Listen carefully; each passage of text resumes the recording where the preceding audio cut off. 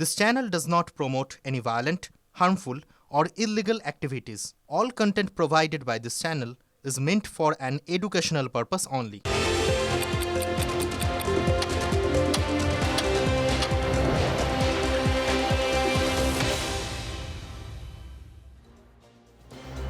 নমস্কার, দেখছেন TV9 বাংলা। আপনাদের সঙ্গে রয়েছে আমি সম্প্রীতি। শুরু করছি পাঁচ কথা। আর শুরুতেই যে খবরের দিকে আমাদের নজর থাকছে, বেয়াব্রু আরামবাগে তৃণমূল সাংসদের নাটক। মিতালির গাড়িতে ভাঙচুর, হাটে হাড়ি ভাঙল পুলিশ। বিজেপির বিরুদ্ধে হামলার অভিযোগ। তৃণমূল সাংসদের আর সাংসদেরই দলেরই এক কর্মী গ্রেফতার। এই ঘটনায় কমিশনে তেমনই রিপোর্ট পেশ করা হয়েছে এসপির তরফ থেকে। ধোপে টিকল না তৃণমূল কংগ্রেসের তোলা যাবতীয় অভিযোগ। শ্রাবন্তী রয়েছেন আমার সহকর্মী আমার সঙ্গে। শ্রাবন্তী, যখন এই ঘটনা ঘটে তারপর মিতালি বাগ তৃণমূল কংগ্রেসের সাংসদ তিনি নিজে অভিযোগ করেছিলেন যে বিজেপির লোকজনেরা এই ঘটনা ঘটিয়েছে, কিন্তু আসলে কি এসপির রিপোর্ট কি? দেখো, প্রাথমিকভাবে কমিশনের পক্ষ থেকে যখন জানতে চাওয়া হয় যে কি হয়েছে মিতালি বাগের গাড়ির উপরে এরকম ধরনের হামলা কোথা থেকে হলো, তখন এসপি প্রাথমিকভাবে তদন্ত করে যেটা জানিয়েছিলেন যে এটা গোষ্ঠী কোন্দল, এর সঙ্গে নির্বাচনের সরাসরি সেরকমভাবে সম্পর্ক নেই। পরবর্তী সময় যাকে দেখা গেছে এই ছবিতে যে আক্রমণ করছে এই গাড়ির উপরে, তাকে যখন গ্রেফতার করা হয়েছে, জেরায় সেই ব্যক্তি স্বীকার করেছেন যে সে আসলে তৃণমূলের কংগ্রেসেরই লোক। তাহলে কেন এই ঘটনা, সেটাতে তদন্ত করে জানা গেছে যে বিজেপি এবং তৃণমূল কংগ্রেসের একটি মিছিল হচ্ছিল, সেখানে বেশ কিছু জায়গায় তৃণমূল সমর্থকদের গ্রেফতার করার পরে যে ঘটনার সমস্যা হচ্ছিল, সেখানে তৃণমূল সমর্থকদের ছেড়ে দেওয়ার কথা বলা হয়, কিন্তু যখন তারা ছেড়ে দিতে চাননি তখন একটা ঘটনার দৃষ্টিকোণটা বদলাতেই এই ধরনের অ্যাটাক করা হয়েছে। প্রাথমিক তদন্তে এমনটাই পেয়েছে পুলিশ। যদিও এই ব্যক্তিকে গ্রেফতার করে রাখা হয়েছে, তাকে ছাড়ানো হয়নি। একই সঙ্গে কমিশনের কাছে এসপি যে রিপোর্ট পাঠিয়েছেন, সেখানে এই গোটা ঘটনাটাকেই আসলে একটা সাজানো ঘটনা, প্ল্যান মাফিক করা হয়েছে এবং আদতে এটা মিতালি বাগের উপরে হামলার কোনো ঘটনা নয়, তাকে পরিকল্পিতভাবে হামলা করা হচ্ছে এরকমভাবে নয়, বিরোধী শিবির থেকে তাকে হামলা করা হচ্ছে এমনও নয়। তৃণমূল কংগ্রেস কর্মী গোষ্ঠী কোন্দলের জেরেই এই ধরনের কাজ করেছেন বলে জানানো হয়েছে এসপির এই রিপোর্টে। ধন্যবাদ শ্রাবন্তী। আপনাদের ঠিক যে ঘটনাটা তুলে ধরছিলাম আপনাদের সামনে, মিতালি বাগ তৃণমূল কংগ্রেসের সাংসদ, তার গাড়িতে হামলার অভিযোগ ওঠে। দেখুন, গাড়ির কাঁচ ভেঙে দেওয়া হয়েছে, ইট পাটকেল ছোড়া হয়েছে। মিতালি বাগ সাংসদ তখন নিজে তিনি সেই গাড়িতে ছিলেন। ঠিক কি ঘটেছিল তখন একবার তুলে ধরি আপনাদের। তার গোঘাটের বুকেতে দাঁড়িয়ে কিভাবে গাড়িটাকে ভাঙচুর করেছে দেখুন। একাধিক মানুষ দেখুন, সব দিকে কিভাবে। একজন মহিলাকে এখন ভোট শুরু হয়নি, দেখতে পাচ্ছেন। গণেশ কুমার, নির্বাচন কমিশন, তুমি কি দেখতে পাচ্ছ মহিলাদের উপর নির্যাতন? নির্বাচন কমিশন, তুমি কি দেখতে পাচ্ছ?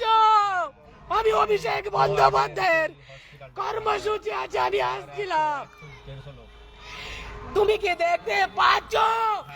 নির্বাচন কমিশন, এর জবাব তোমাকে দিতে হবে। আমার জীবনের যে ক্ষতিপূরণ রয়েছে তোমাকে ফিরিয়ে দিতে হবে গণেশ কুমার। আপনারা দেখুন কিভাবে প্রশান্ত অধিকারের লোকজন ওখানে নির্বাচনী কার্যালয়ের সামনে কিভাবে ভাঙচুর করেছে, কিভাবে আক্রমণ করা হয়েছে। আর এই সাংসদ মিতালি বাগের গাড়ি ভাঙচুর নিয়ে আগেই সন্দেহ প্রকাশ করেছিলেন সুকান্ত মজুমদার। সব দিক খতিয়ে দেখার দাবি তুলেছিলেন কেন্দ্রীয় শিক্ষা প্রতিমন্ত্রী ডক্টর সুকান্ত মজুমদার। শোনাই আপনাদের কি বলেছিলেন তিনি। বাহিনী আসার পর এবার অন্যান্য বারের তুলনায় হিংসা তুলনামূলকভাবে কম। প্রথম ফেজে তো হিংসা হয়নি, বলতে গেলে 2-4টে ছিল। দ্বিতীয় ফেজে যে হিংসার ঘটনা বাড়বে সেটা কমিশনও জানে। এমন এলাকা আছে, উত্তর 24 পরগনা কিছু এলাকা আছে, দক্ষিণ 24 পরগনা কিছু এলাকা আছে, যেগুলো দুষ্কৃতি অধ্যুষিত এলাকা। বাংলাদেশের সাথে ওপেন বর্ডার, বাংলাদেশ থেকে দুষ্কৃতীরা ঢুকে অনেক সময় এখানে ঝামেলা করে, তো সেই সমস্যাটা আছে। কমিশনের উচিত আরো করা হয়। শুধু সেন্ট্রাল ফোর্স ঘুরে বেড়ালে হবে না, জ্বালানিও দিতে হবে তার সাথে।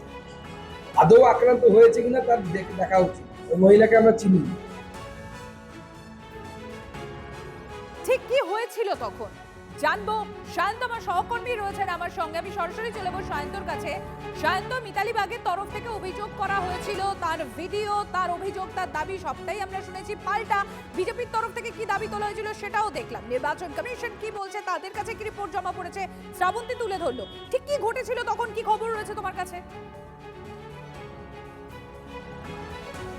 দেখো, আজকে কাঁটালি থেকে কামারপুকুর পর্যন্ত বিজেপি প্রচার সভা ছিল এবং এই যে তুমি দেখতে পাচ্ছ একের পর এক কিউআরটি টিম ঢুকছে ঘটনাস্থলে। এখন এই রাস্তা দিয়েই মূলত কাঁটালি থেকে কামারপুকুরের যাওয়ার জন্য এইখান থেকে প্রশান্ত দিগার অর্থাৎ গোঘাটের বিজেপি প্রার্থী তার নেতৃত্বে বাইক মিছিল, এমনকি তাদের কর্মী সমর্থকরা এখান থেকে মিছিল করে যাচ্ছিল।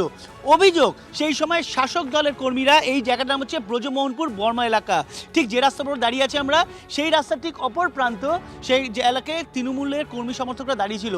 যখন মুখোমুখি হয় তখন অভিযোগ বিজেপি কর্মী সমর্থকদের প্রায় 6টি গাড়ি ভাঙা হয়, তাদের উপর ইট বৃষ্টি করা হয়।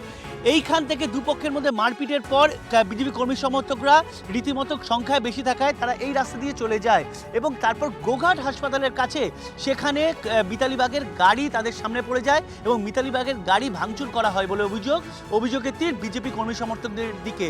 অর্থাৎ প্রথম আক্রমণে ঠিক এখানে হয়েছিল। আমি সূর্যান্তকে বলবো ছবিটা দেখানোর জন্য। ঠিক এখানে তুমি দেখতে পাচ্ছ যে বিজেপি কর্মী সমর্থকদের গাড়ি ভাঙা হয়েছে, সেই কাজ এখনো পড়ে রয়েছে। এই যে কাজ এখনো পড়ে রয়েছে, এরকম কাজ কিন্তু গোটা রাস্তার উপরে অসংখ্য জায়গায় পড়ে রয়েছে।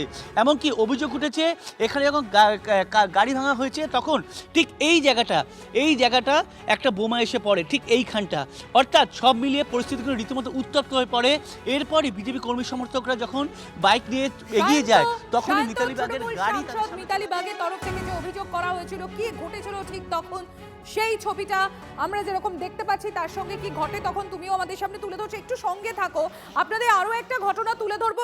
এই গোঘাটেরই দ্বিতীয় দফার প্রচারের রাত ছিল শেষ দিন, আর এই গোঘাটেই রীতিমতো ধুন্ধুমার। আক্রান্ত বিজেপি প্রার্থী বর্মা গ্রামে প্রশান্ত দিগরের গাড়ি, সেই গাড়িতে হামলা। বিজেপি প্রার্থীর গাড়ি লক্ষ্য করে ছোড়া হয় ইটের ঘায়ে জখম গোঘাটের বিজেপি প্রার্থী প্রশান্ত দিগর। তৃণমূল কংগ্রেসের বিরুদ্ধে আক্রমণের অভিযোগ, হামলার প্রতিবাদে পাল্টা প্রতিরোধ বিজেপির। পুলিশ এবং বাহিনীর সামনেই রণংদেহী দুপক্ষ, তৃণমূল বিজেপি আর দুই যুযুধানের হাতে বাঁশ লাঠি।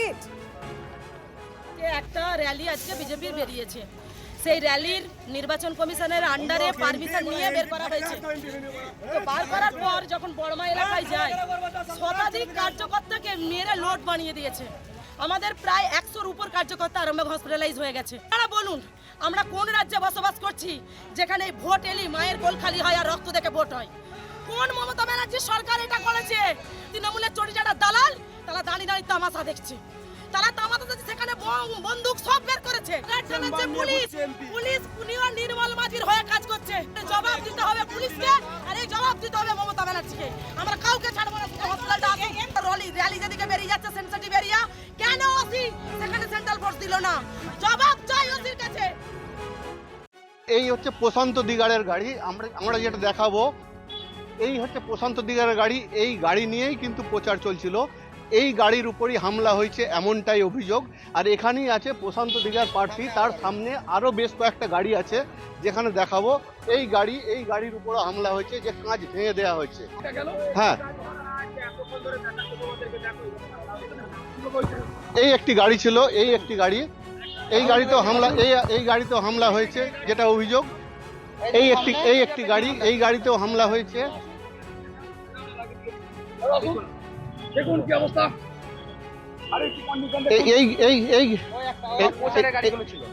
আরো আছে, আরো গাড়ি আছে। আপনার গাড়ি কোনটা আর কোন জায়গায় ঠিক হামলা হলো? এই গাড়িটা কার? এটা আমার ইলেকশন এজেন্টের গাড়ি। ইলেকশন এজেন্টের? হ্যাঁ, এই গাড়িতেও কি এই গাড়িতে হামলা।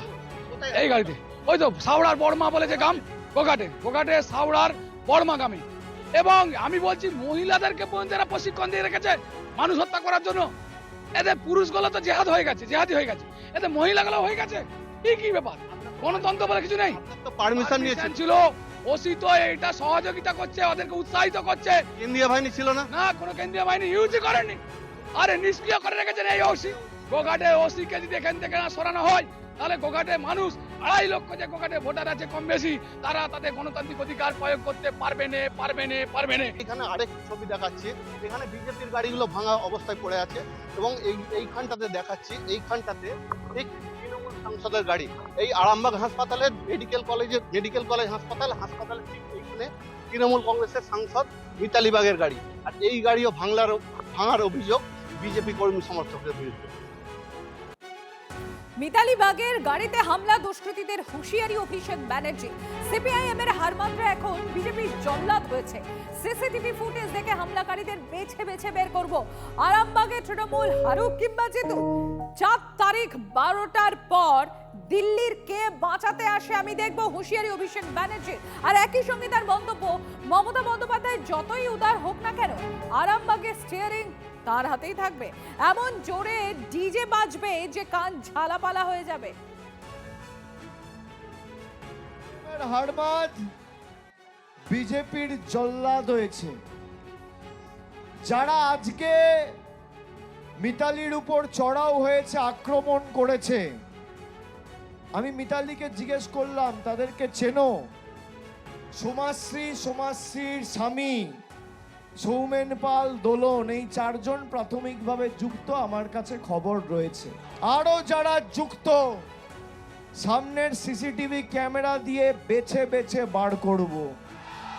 তার গায়ে যারা হাত দিয়েছে, 4 তারিখে তৃণমূল আরামবাগ জিতুক বা হারুক, আমরা গতবারও আরামবাগ হেরেছিলাম কিন্তু উদারতা পার পেয়ে গেছিলে। এবার আমি নিজে দায়িত্বে থাকব।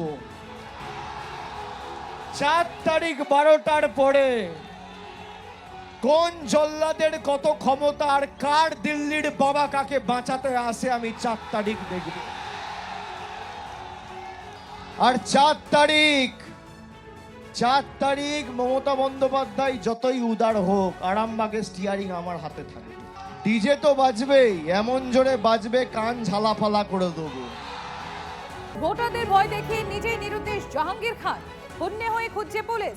এলাকায় ঠিকই নেই ফলতা তৃণমূল প্রার্থী। সকাল 10টা থেকে জাহাঙ্গীরের গাড়িতে তল্লাশি, তবু খোঁজ নেই জাহাঙ্গীর খানের। কোথায় গা ঢাকা দিয়েছে ফলতা তৃণমূল কংগ্রেসের প্রার্থী?